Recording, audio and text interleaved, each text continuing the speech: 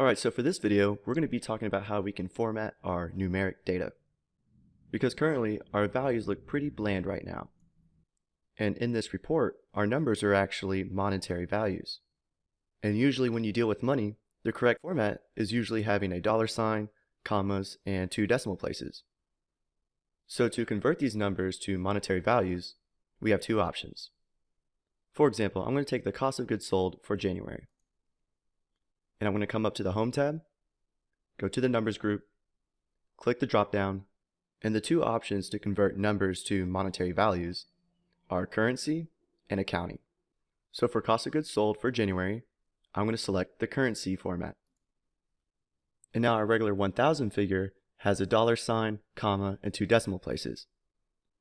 And now for cost of goods sold for February, I'm going to choose the accounting format. Now there's 2 main differences between currency and accounting.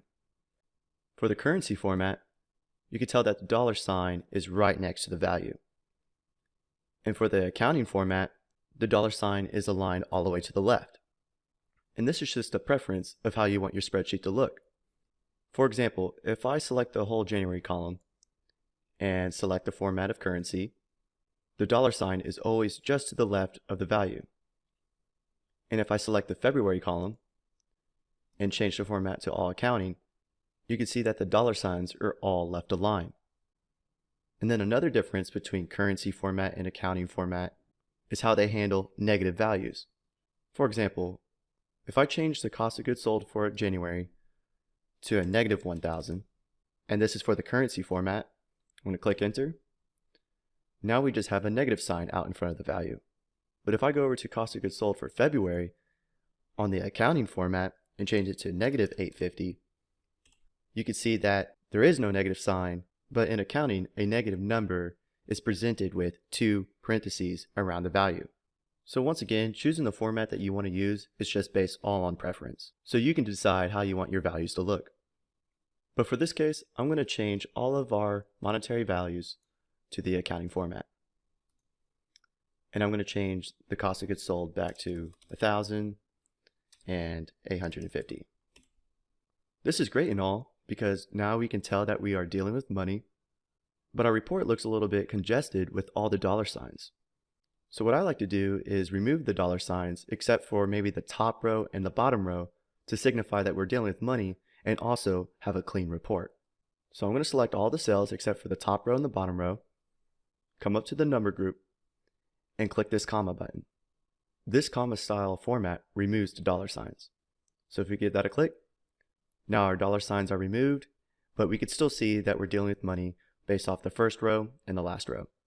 And just to make it a little bit easier to read, I'm going to select these rows and increase the row height just a tad. So it gives us a little bit more white space between our values and it's a little bit easier on the eyes.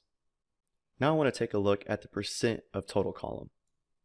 We know that we're dealing with percentages here, but when we first look at this, all we see is decimal places, and we have to move the decimal over 2 figures to the right to figure out what the actual percentage is. Luckily, we can format these values as percentages. So we're going to go back up to our number group and click this percentage symbol.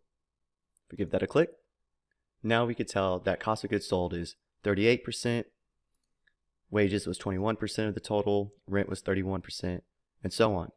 But these percentages are not very accurate because they are rounded to the nearest whole number. So we need to increase our decimal places to achieve better accuracy. So once again, I'm going to select the cells in the percent of total column, come up to the number group, and click the command to increase percentages.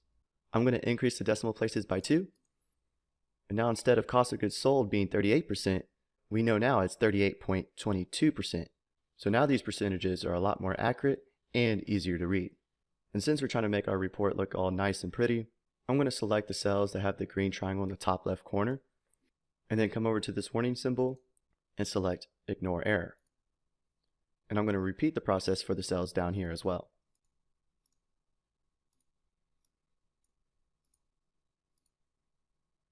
Alright, now that we have applied some formatting to the numeric values within our report is looking a lot more professional and we know exactly what the values mean.